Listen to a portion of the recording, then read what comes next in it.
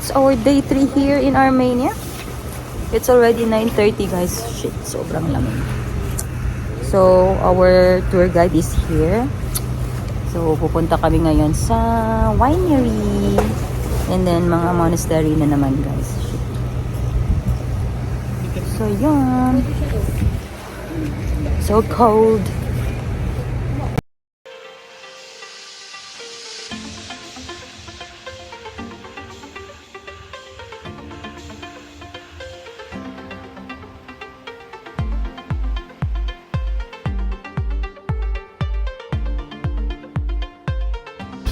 Oy guys, tugnaw kayo guys. But maybe later, mahubog me because we'll do wine tasting. The most awaited. Nag-stop over lang kami guys. For quick koan ka ng sa gas station. Quick refill. Ito yung tour guide talaga namin guys. Kasi kahapon, first day at saka second day namin, parang nag-subs lang siya kay Karim. So si Karim talaga yung tour guide namin. So yeah, we're ready to explore again Armenia. Yeah.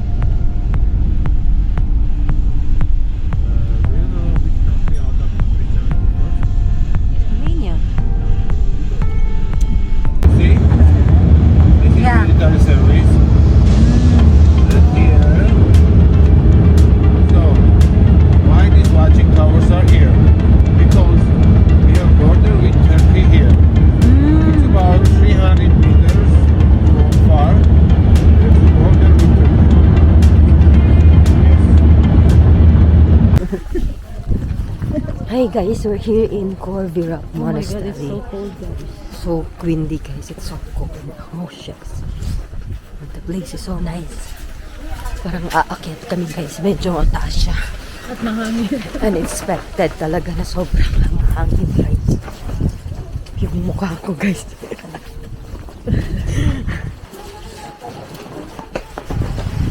Are you ready, love? Yeah. It's so cold.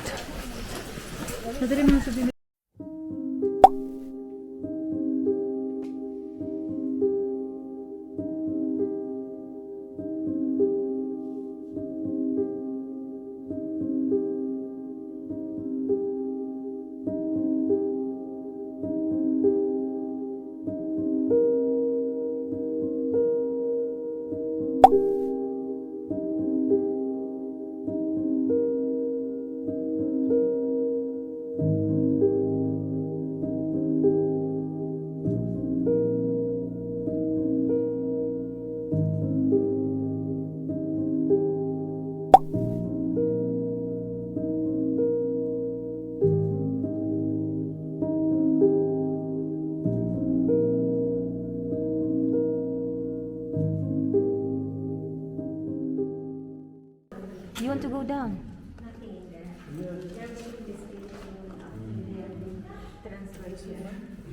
So hard. Sa una si Rico. Di ka mo Video man siya na. kung na-anaconda diha. Kumuuna ka po mo. Slide lang yung makabuti na. Ha? Step tayo. Oh, sige.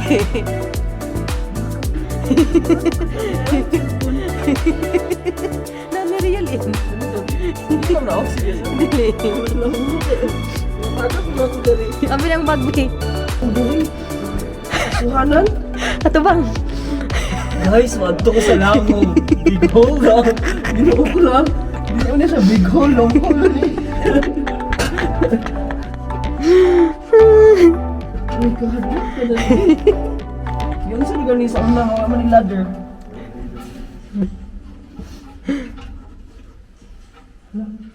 Be careful mo ah. Nice ang diving.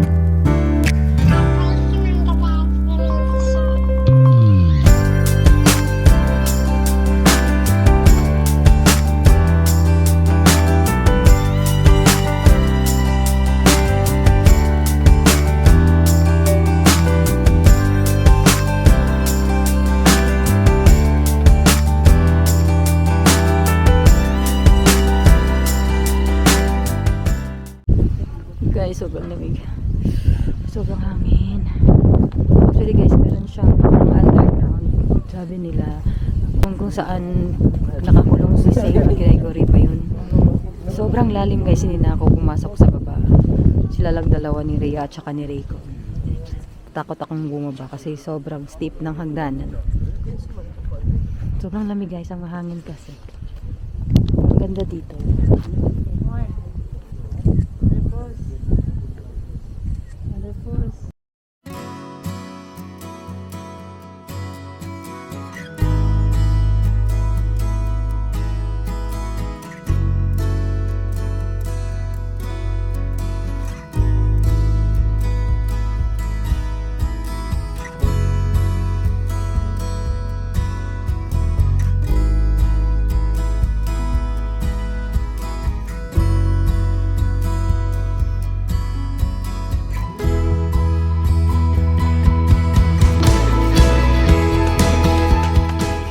Bababa na kami guys. We're done.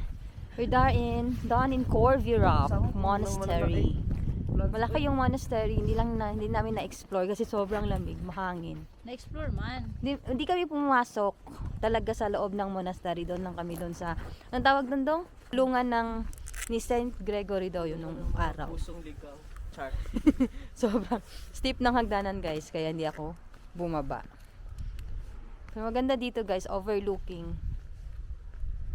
Dito walang snow. Di kagaya kahapon sa Noravank na coated with snow yung monastery. Dito hindi. Pero maganda. Sabi ni Karim, ito daw yung fields of grapes, yung wine. Dry lang as of that moment kasi nga winter. So opposite side, Turkey na. Opposite side, Turkey na daw. Yan, sobrang lapad ng vineyard nila guys. Maganda to kapag October. Harvest time. October is harvest time. Yeah, pababa na kami and we're going to our next destination.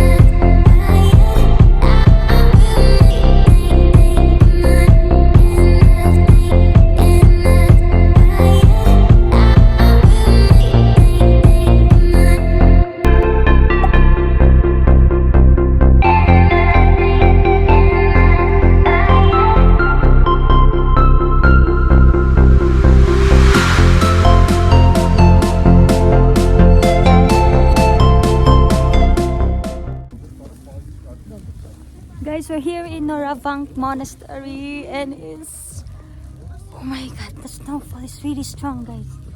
It's really nice. My god, it's so surreal. It's so good guys. Really nice.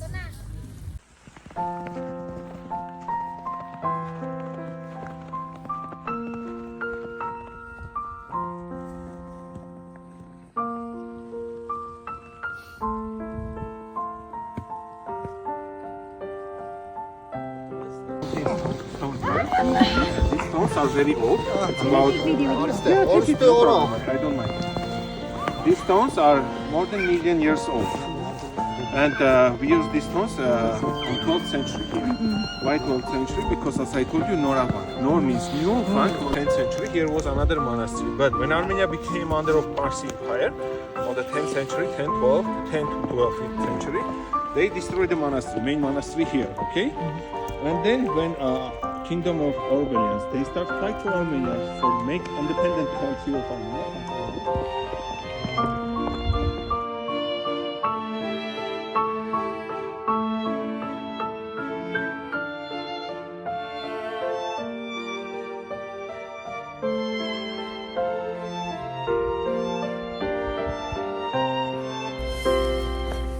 guys, sobrang ganda dito. Sabi ni Karin guys, why it's called Noravank? Because Nor means new and Vank means church. Monastery. So itong church is bago lang siya guys, pero may mga area na preserve nila nung mga sinauna pa. So may area dito na yung stone na yan, sabi ni Karin. Yan yung na-preserve.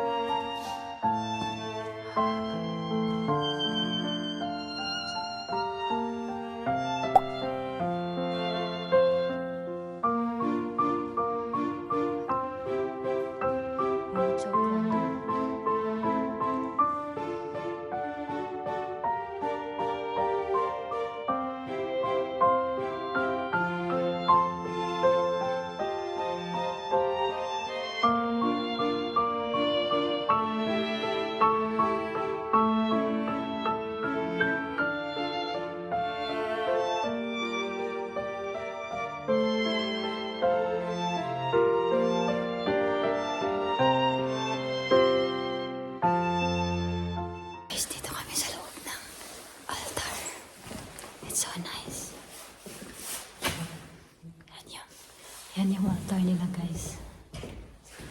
Wala naman tao. Kami lang tatlo. But sobrang ganda niya. Pwede ka din magsindi ng kandila guys. Sobrang lamig sa labas. Ganda niya guys.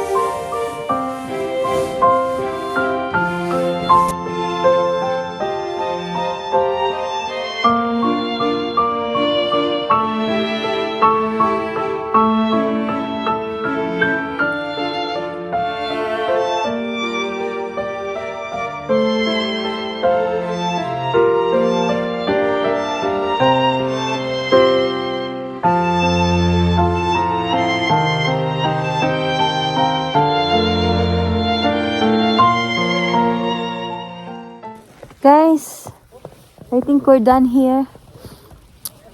Picture taking lang naman guys kami. But the weather is really nice. Ito yung hinahanap ko. Ito yung pinunta ko dito guys. Na maka-experience kami ng snowfall. And finally, we're able to experience that one. So this is the best travel ever, 2023. Our first time winter experience here in Armenia guys. We took a lot of nice photos, guys. It's slippery lang. Dapat kaya talaga kayo magsuot ng waterproof na mga damit, guys. Because it's really cold. So, we're about to leave now.